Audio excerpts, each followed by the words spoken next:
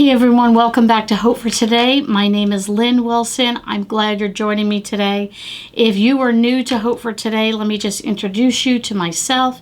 I work here at America's Keswick, and this is a podcast, and it's all about giving you just a snippet in the Bible, a verse or a passage that you can just kind of chew on today. Know that God is working. He's alive. He is working. He's out there. He's doing what he needs to get done so that someday we can spend eternity with him. But right now is not the time. We are not to be in eternity because he has us here planted on the earth to do a job. He has a purpose for us, and that's one of the things we're going to talk about today. And you know, it's a good thing. God is at work. If you need hope for today, I'll tell you this right now. You need to look around you and you need to talk to people and find out, where is God working? I love talking to missionaries. I love hearing pastors talk about things going on in their church. We find out people here all the time are getting saved. If you need hope, you need to listen and hear and see what God is doing and how he's at work right now, in today, in spite of all the junk that's in the news and all the craziness that's going on in life, and maybe even the craziness that's in your own home and family and your own life. God is at work. So today we're going to be talking about gratitude turns what we have into enough. I have this sign right here. This sign here is on my mantle at home. I actually got this at a thrift store. You can believe that. This came from a thrift store. I love this sign. Gratitude turns what we have into enough. I also have a sign in my kitchen that says there's always enough. There's always enough if you take the time to realize that you have enough. So let me give you some examples of how there's always enough. When my oldest son was very young, he wanted to take piano lessons, and we were dirt poor, and having piano lessons was going to be difficult enough, but I found somebody that was a Christian, and she was willing to give it to us for half price. But she said, you need a piano. I can't afford a piano. This is before keyboards and, Facebook Marketplace where you can find stuff cheap. So I said to my son, well, we're going to have to go to people's homes that have a piano, and I'll, maybe borrow their piano, and I would bake homemade bread and bring it to them as a thank you, and they would let us sit for 20 minutes, 15 minutes, and I was driving all over. And I said, this is not working. I did this for probably about 6 months. And then I said to my son, we need to pray about this. We need to find a piano. Now, we lived in a mobile home, so we didn't have a lot of room. Long story short, Graham and I prayed, and God provided a school piano, which I don't know the technical terms, but it's an upright piano and smaller and, footprint. And that's what we got. And it fit right into our little mobile home that we were living in. And for 2 years, he took his piano lessons. And for 2 years, he could practice. And when he was done with his piano lessons and moved on to something else, no biggie. It was great. And we were able to gift somebody else that piano who had 8 kids that wanted a piano to teach their children piano lessons. So it worked out great. Was there enough? There was not, in my mind, there was not enough room. There was not enough money. God provided the funds, and God provided the piano. Now, my son, I don't know if it was a couple of years before or after, but he was still young, and he needed a winter coat. And when your kid's sleeves start, like you're saying, you need to get a new coat. Well, it wasn't because that was his favorite coat. That's all I could afford.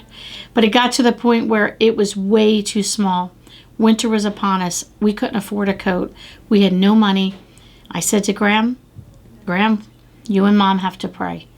So we prayed. A winter coat? Do they fall out of heaven? Oh, yeah, they do. Are you sure? It was probably maybe 2 days at the most, maybe 24 hours. It was quick. He was at school, I was at work, and I got a phone call from somebody that said, hey, I was visiting over in your neck of the woods, And my 2 boys have outgrown so much of their clothing, and I have so many things. I don't need them. I left a bag of clothes on your doorstep. I hope you can use them. Ooh. I'm like, well, I said, thank you very much, and went home. There were snow pants and coats and hats, and in different sizes, no less. Tell me that coats don't fall out of heaven. It was raining coats. I don't know, we had probably 5, 6, 7 coats. Next day, somebody called me, can your son use a coat? My kid, this and that. We ended up with at least a dozen coats, probably 8 to 10 coats, a dozen. I don't remember. It was many years ago, probably 30 years ago. We had coats. They fell out of heaven.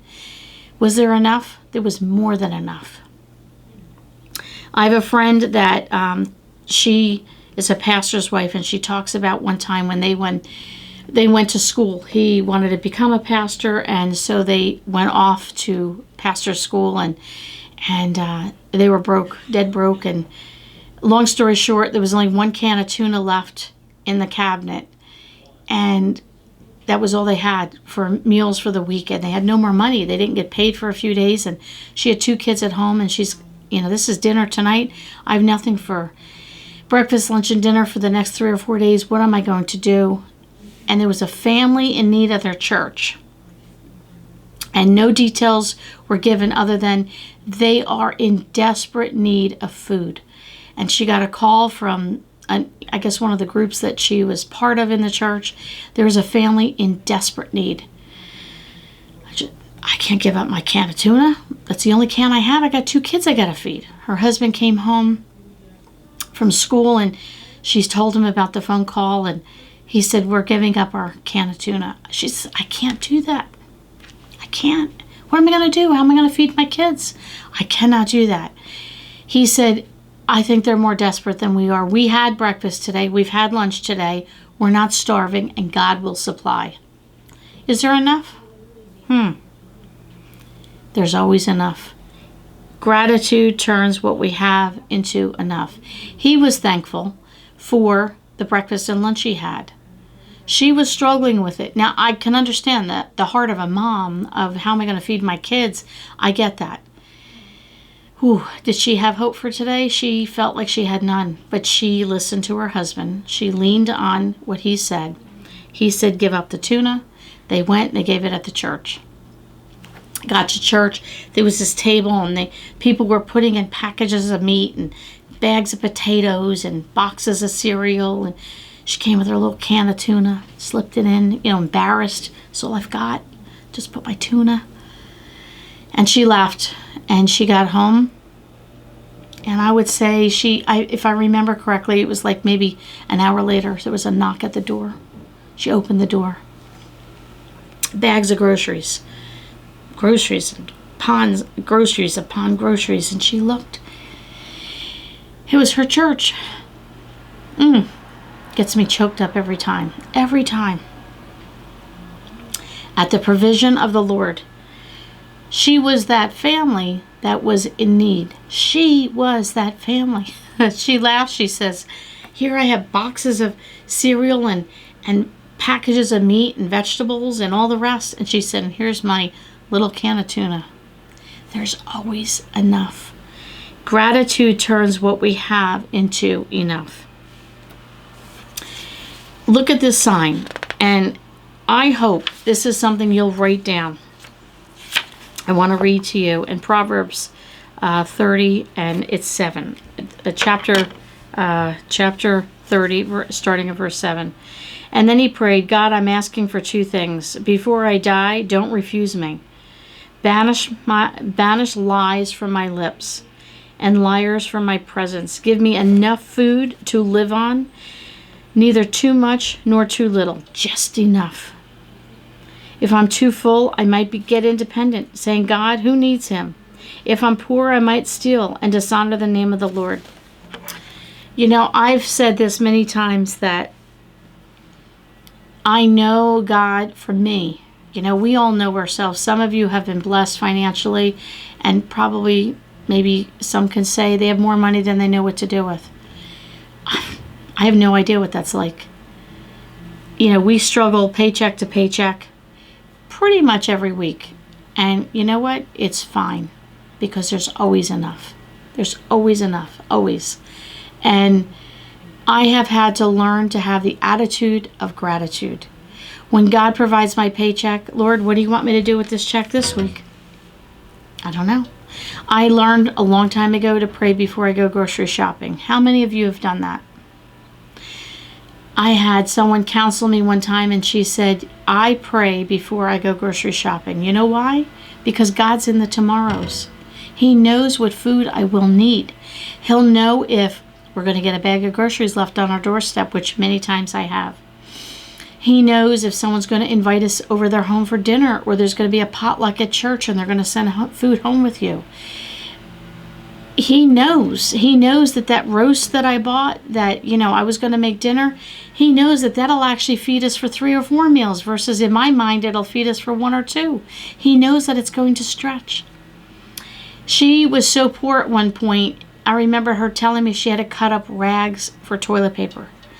I know there's some people that do this because they feel, it's a better earth-friendly kind of thing or whatever. But she had to do it out of necessity. She couldn't afford toilet paper. And then she eventually got out of that situation she was in and married somebody very well off, and she had more money than she knew what to do with. But she never lost that attitude of gratitude where it says, Lord, give me enough to fill my needs, but not too much that I'll deny you. How many of us have been in a situation where everything's wonderful? Oh, how you doing? I'm doing great. My job's going good. My bills are paid. I got a great car. Everything's great. When's the last time you thanked the Lord for that? Oh, hey, excuse me. I worked for that. I worked hard to make that money. I worked hard on my job to get that car. Have we taken the time to be grateful to the Lord for what He's provided? I don't care if your car is, wrapped up with duct tape and rust spots on it. If it gets you from point A to point B, you thank the Lord. If you have the latest and the greatest and the best of the best of whatever vehicle, you thank the Lord for that car. Whatever it is. We have to remember there's always enough. That 1 can of tuna, there was enough. Those jackets that came from heaven, there was enough. That piano and money provided for lessons and the space provided to house a piano, it was enough. But you know why it's enough? It's enough because you have an attitude of gratitude. There are people that have everything in life. I have family that are very well off. Very, very well off. And yet you talk to them, they think their life is an absolute disaster.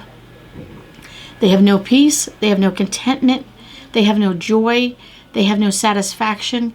They can lick a vanilla ice cream cone and tell you it's the plainest thing in the whole world.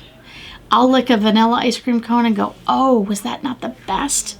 It even had strawberry sprinkles on it, or, oh, it was so good, I loved it. It was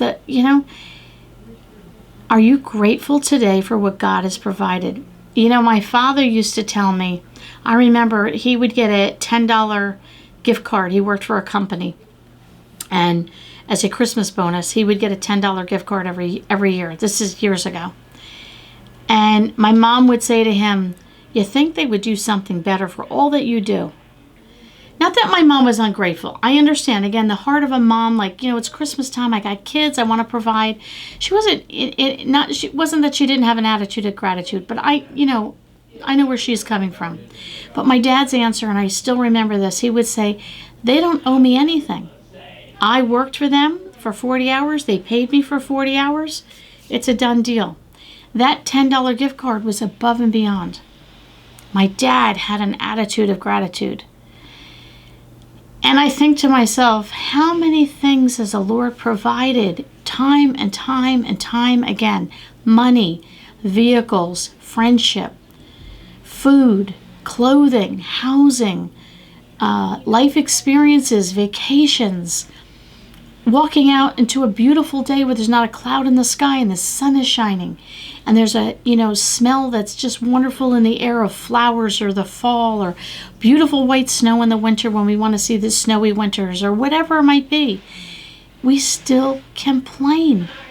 The Bible says, help me to have the right attitude here in Proverbs, that I don't want any more than I need, and that you provide just enough so I'm not, in need where I'm going to have to steal, but I've got enough that I don't ever want to forget where it came from.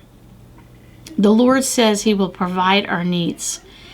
He provides spiritually, emotionally, physically, every aspect of our life. I don't understand why He can do something for me so special today. And tomorrow I have the attitude of when are you going to give me something? How many of you are like that? I have to write it down in a journal. I have to keep a journal of all the things God provides for me. You know why? Because I don't have very many brain cells that are allotted for gratitude, I guess is the best way to say it. I have to write it down in my book. So when I'm having a bad day, I go in my book and I look it up and I ask myself, when is the last time you thanked the Lord for anything? Thanked Him for getting up and having a good night's sleep, and thanked Him that I had a vehicle to get to work, and thanked Him that I had a job to come to, and thanked Him that I had work on my plate today to do at work, and thanked Him that there's food in the freezer, and thanked Him that I have a husband and children at home, and thanked Him that whatever. There's so much to be thankful for. I'll tell you one thing. If you stop right now, you get out a blank piece of paper, and you get a pen right here. You start writing it down. I want you to think of 10 things that you can be thankful for today. And you might be saying, I have nothing. I have absolutely nothing. You might feel that way. I want you to take your blank piece of paper, and I don't want you to leave your spot that you're in until you find 10 things that you can be thankful for. You will be surprised as you start realizing even the littlest thing that God provided. All of a sudden, oh, wow, I forgot about that. Oh, I forgot about that. Oh, yeah, I forgot about that. And it changes your attitude. If you need something today, you are in need of a vehicle, you are in need of money, you are in need of food, whatever it might be. You're in need of friendship, you're lonely. I want you to commit it to the Lord. And then I want you to go back and read Psalm 30, starting at verse 7. And I want you to read that and ask the Lord, Lord, help me to realize there's always enough. Help me to realize that right here what it says is gratitude, it just turns everything into there is enough. I'm okay. I'm okay. All of a sudden when you are thankful and you have the heart of gratitude, you're like, I'm just okay. And you know what? If you don't have hope for today, you write those things down, and all of a sudden you realize you have something to be thankful for, and you just have contentment, and you have peace, and you realize that God is providing. You'll know there is hope for today. It's always in Him, and it's always in God's Word. Thank you for being here today. I would love to hear from you in the comments below. We'll catch you all next week on the next podcast.